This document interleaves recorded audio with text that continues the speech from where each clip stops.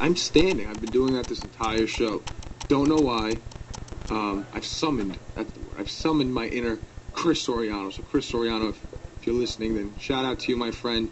You've certainly rubbed off on me in a good way. 1:46 right now here at WSIA Staten Island. Another Chris Soriano tactic would be WSA Staten Island. Let's talk about this expensive dinner Obama to host for France's holiday tonight. President Obama is set to host a 7-state dinner for his administration tonight. The guest will be French President, let's try this, Francois Hollande. Okay, I got it. It's not Hollande. It's Hollande. So just how much does it cost to put on one of these shindigs? CBS News reports that according to the State Department Office of Protocol, each dinner can cost taxpayers in excess of $500,000. Californian Republican Congressman Darrell Issa sent a letter back in 2012 to then Secretary of State Hillary Clinton. Issa is chairman of the House of Committee on Oversight and Government Reform. He expressed concerns about the costs of state dinners and asked for an accounting. A staffer says the committee never received a response from Clinton or the State Department. Well, I pay enough for my own dinners. I'm not sure I feel comfortable paying $500,000 for President Obama's dinner. Major raid operation targeted over 40 for alleged drug trafficking and organizing crime. Italian police and the FBI carry out a major anti-mafia raid in New York and several cities in Italy. 17 people are arrested across the Atlantic, while 7 are detained in New York. The operation targeted more than 40 people for international drug trafficking and organizing crime. Italy's national anti-mafia body coordinated the investigation and operation. It says the Calabria Mafia is behind a ring of drug trafficking between South and Central America, Italy, Canada, and the U.S. included. Italian police compiled a 2,000-page report on the prosecutor investigation, including phone wiretaps. And finally, an officer killed. Virginia prosecutors will not pursue murder charges. Virginia prosecutor says they will not pursue murder charges against 3 people in connection with the death of an auxiliary police officer. Cushland County Commonwealth's attorney Claiborne Stokes says the 3 still face felony gang participation charges. Authorities have not said why the murder prosecution will not be pursued. Kevin Quick, who was 45, was an auxiliary police captain and resident of Waynesboro, Virginia. Auxiliary officers aren't paid but hold ranks, have badges, and carry firearms like full-time officers. Quick was last seen January 31st after leaving home.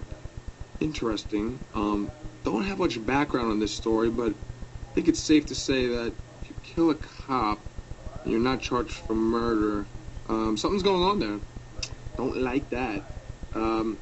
Let's go take a look back in today's history. I always like taking a look at that because we always get provided with some really good information for that one. All right, here we go. Today in history, let's take a look back on this date, 1953. President Dwight Eisenhower refuses a clemency appeal for convicted spies Julius and Ethel Rosenberg. In 1973, the first release of American prisoners of war from Vietnam takes place. And in 1990, Nelson Mandela is released from a South African prison after 27 years as a political prisoner. Wow. Today's birthday wishes go out to actor Burt Reynolds, who's 78, singer Sheryl Crow, who's 52, actress Jennifer Aniston, who is 45, singer-actress Brandy, who is 35, and the actor Taylor Lautner, who is 22 years old. Trivia question for the day, as we always give on this show. What is the term for a land area that is saturated with water, which can be saltwater, freshwater, or brackish? The answer? You tell me. 718-982-3060. The number again is 718-982-3060, or at Shane DiMaio for Facebook, Instagram, and Twitter. Covered a lot today so far, and by a lot I mean a lot of Carmelo Anthony talk and trade discussions, which were rebuffed, which I apologize for. No, I mean, this always happens. You're always going to get these reports. It's not necessarily rebuffed. Listen, do I think it's going to happen? I'm not sure. I'd be surprised if he was shipped off before the Knicks actually attempted to get someone else. In terms of a Rajon Rondo before the trade deadline.